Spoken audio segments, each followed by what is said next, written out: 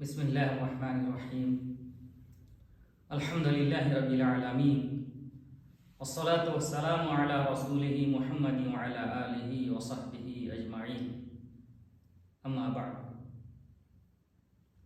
میرے دینی و ملی بھائیوں، جامع عمار بن یاسر حی السلام جموں میں آج جو جمعہ کا خطبہ ہوا ہے، اس خطبے کا مختصر ترجمہ اور مفہوم اردو زبان میں آپ کے سامنے پیش کیا جائے گا انشاءاللہ۔ میرے بھائیوں، شیخ محترم کا جو آج کا خطبہ تھا وہ زکوٰۃ سے متعلق تھا۔ میرے بھائیوں، زکوٰۃ اسلام کا تیسرا رکن ہے۔ اللہ کے رسول صلی اللہ علیہ وسلم نے بیان فرمایا، بنی الاسلام علی خمس، شہادت اللہ الہ الا اللہ وان محمد رسول اللہ واقام الصلاۃ وایتاء الزکاۃ وصوم رمضان وحج البیت الحرام من استطاع الیہ سبیلا۔ آپ صلی اللہ علیہ وسلم نے بیان فرمایا، اسلام کی بنیاد 5 چیزوں پر ہے۔ اس بات کی گواہی دینا کہ اللہ تعالیٰ کے علاوہ کوئی معبود نہیں ہے اور محمد صلی اللہ علیہ وسلم اللہ کے رسول ہیں، نماز قائم کرنا، زکوٰۃ ادا کرنا، رمضان کے روزے رکھنا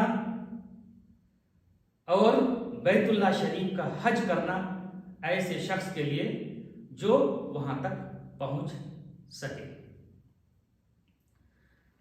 اللہ تبارک تعالیٰ نے زکوٰۃ کو نماز کے ساتھ ملا کر کے قرآن کریم کے اندر مختلف جگہوں میں بیان کیا ہے، یعنی اللہ کے رسول صلی اللہ علیہ وسلم کی حدیث میں بھی نماز اور زکوٰۃ کو ایک ساتھ بیان کیا گیا ہے۔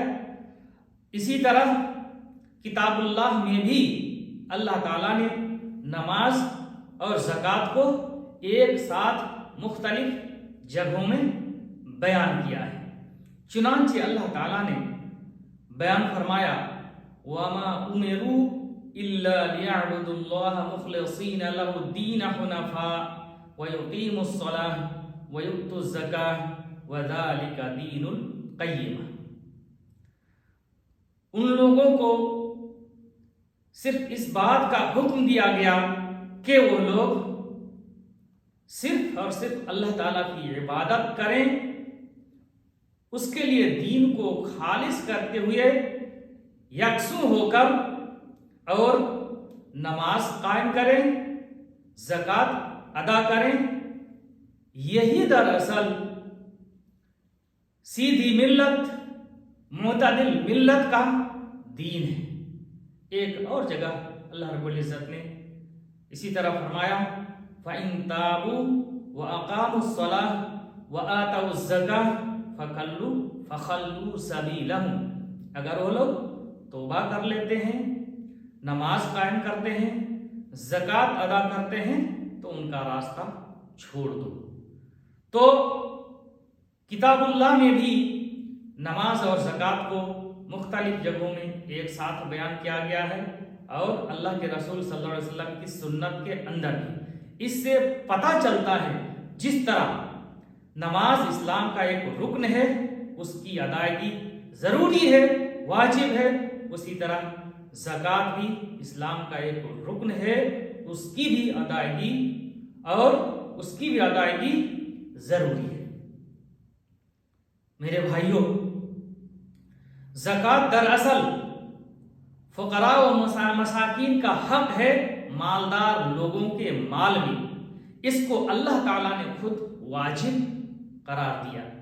مختلف مال کا مختلف نصاب ہے، اور کتنی مقدار میں زکوٰۃ کی ادائیگی کی جائے گی، کتنا پرسنٹ میں کتنا پرسنٹ زکوٰۃ ادا کیا جائے گا، اس کی تفصیل اسلامی شریعت کے اندر موجود ہے۔ اللہ کے رسول صلی اللہ علیہ وسلم کے زمانے میں اصولی طور پر اور باضابطہ طور پر زکوٰۃ کی ادائیگی ہوئی۔ خلفائے راشدین کے زمانے میں بھی باضابطہ اور اصولی طور پر زکوٰۃ کی ادائیگی ہوئی۔ اس کے بعد ائمہ کرام کے زمانے میں بھی باضابطہ طور پر زکوٰۃ کی ادائیگی ہوئی۔ چنانچہ آج بھی ضروری ہے کہ باضابطہ اور اصولی طور پر زکوٰۃ کی ادائیگی کی جائے۔ میرے بھائیوں، مانعین زکوٰۃ کے لیے، ایسے لوگوں کے لیے جو زکوٰۃ کی ادائیگی نہیں کرتے ہیں، قرآن کریم کے اندر بڑی شدید وعید آئی ہے۔ اللہ تعالیٰ نے فرمایا والذین یکنزون الذهب والفضة ولا ينفقونها في سبيل الله فبشرهم بعذاب أليم يوم يحمى عليها في نار جهنم فتقوى بها جباههم وجنوبهم وظهورهم هذا ما كنزتم لأنفسكم فذوقوا ما كنتم تكنزون۔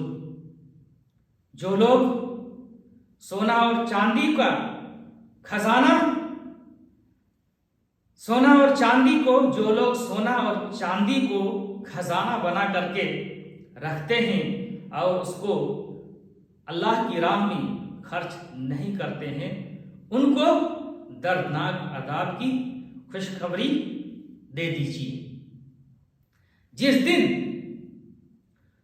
اس کو یعنی اس مال کو جہنم کی آگ میں جلایا جائے گا، پھر اس کے ذریعے سے ان کی پیشانی، پہلو اور پیٹھوں کو داغا جائے گا اور کہا جائے گا یہ وہی مال ہے جس کو تم نے خزانہ بنا کر کے رکھا تھا، چنانچہ تم اپنے خزانے کا مزہ چکھو۔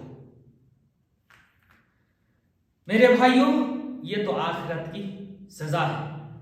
دنیا کے اندر بھی مانعین زکوٰۃ کو اور ایسے لوگوں کو جو زکوٰۃ کی ادائیگی نہیں کرتے ہیں، اس کی سزا مل جاتی ہے، اس کا مال کبھی کبھی ختم ہو جاتا ہے۔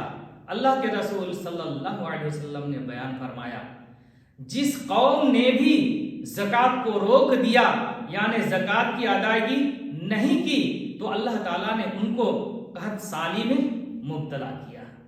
ایک اور حدیث کے اندر اللہ کے رسول صلی اللہ علیہ وسلم نے بیان فرمایا کہ جب ان لوگوں نے زکوٰۃ کو روک دیا، زکوٰۃ کی ادائیگی نہیں کی، تو اللہ تعالیٰ نے آسمان سے بارش کو بھی روک دیا۔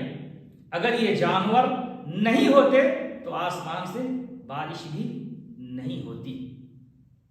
میرے بھائیوں، یہ زکوٰۃ دراصل فقراء و مساکین کی غمخواری کے لیے ادا کی جاتی ہے، اس کے ذریعے سے ان کی مدد ہوتی ہے اور اس کے ذریعے سے فقراء اور مساکین اور مالدار لوگوں کے درمیان اچھے تعلقات اور اچھے روابط ہوتے ہیں اور اس کے ذریعے سے حاجت مندوں کی حاجت پوری کی جاتی ہے۔ ایک اور بہت بڑی چیز وہ یہ ہے کہ کنجوسی اور بخیلی جیسی بری صفت سے بچنے کے لیے زکوٰۃ کی ادائیگی بھی بہت بڑی مددگار ثابت ہوتی ہے، اس کے ذریعے سے بڑی مدد ملتی ہے۔ میرے بھائیوں، جس شخص پر زکوٰۃ واجب ہو جائے ضروری ہے کہ وہ فوراً زکوٰۃ کی ادائیگی کرے اور اس زکوٰۃ کو جو اس کے مستحقین ہیں ان تک پہنچائیں۔ اللہ رب العزت نے ان کے مستحقین کو قرآن کریم کے اندر بیان فرمایا इन्नमा अस्सदक़ातु लिलफ़ुक़राइ वलमसाकीन वलआमिलीना अलैहा वलमुअल्लफ़ति क़ुलूबुहुम वफ़िर्रिक़ाब वलग़ारिमीन वफ़ी सबीलिल्लाह वब्निस सबील फ़रीदतम मिनल्लाह वल्लाहु अलीमुन हकीम। के बेशक सदक़ात व ज़कात फ़ुक़रा व मसाकीन के लिए है और ऐसे लोगों के लिए भी है जो उस पर काम करते हैं, यानी ज़कात की वसूली करते हैं, उसकी तक़सीम करते हैं, उसका पूरा इंतजाम करते हैं और एक मुअज़्ज़फ़ के तौर पर, स्टाफ के तौर पर उस पर काम करते हैं, तो उनको भी उससे तनख्वाह दिया जा सकता है। तालीफ़ क़ल्ब के लिए मिसाल के तौर पर कोई शख्स नया मुसलमान हुआ है तो उनकी दिलजोई के लिए और तालीफ़ क़ल्ब के लिए भी ज़कात का माल दिया जा सकता है। इसी तरह गुलाम आज़ाद करने के लिए भी ज़कात का माल दिया जा सकता है।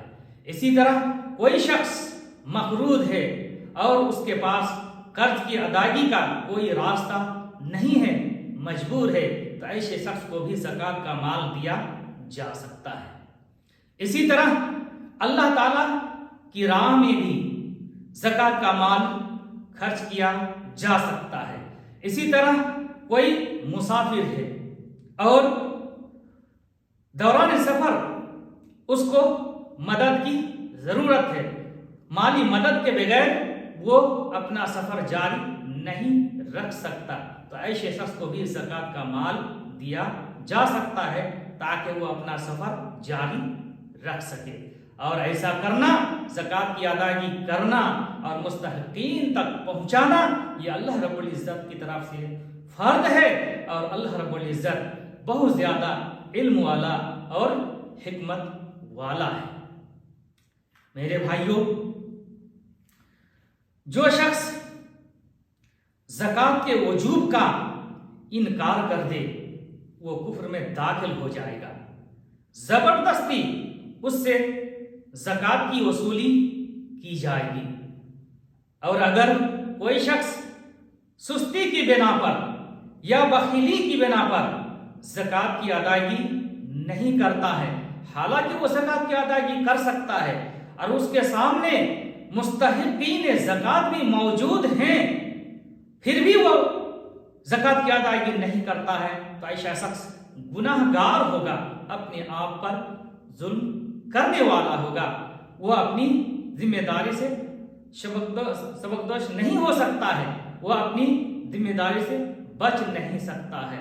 ऐसे शख्स के लिए ज़रूरी है कि वो ज़कात की अदायगी करे, वरना वो गुनाहगार होगा, उससे बच नहीं सकता।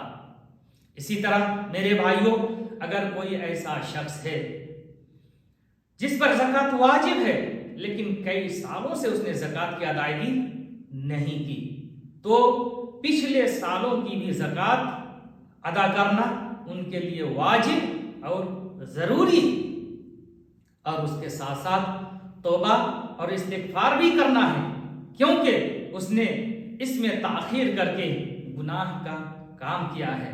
अल्लाह रब्बुल इज़्ज़त से दुआ है कि अल्लाह तबारक व तआला हम लोगों को इस्लाम के दूसरे अरकान के साथ साथ इस्लाम का इस रुक्न ज़कात की अदायगी की भी भरपूर तौफ़ीक़ अता फरमाए। उसके ताल्लुक़ से जो बुनियादी मसाइल हैं उनको भी जानने सीखने की तौफ़ीक़ अता फरमाए।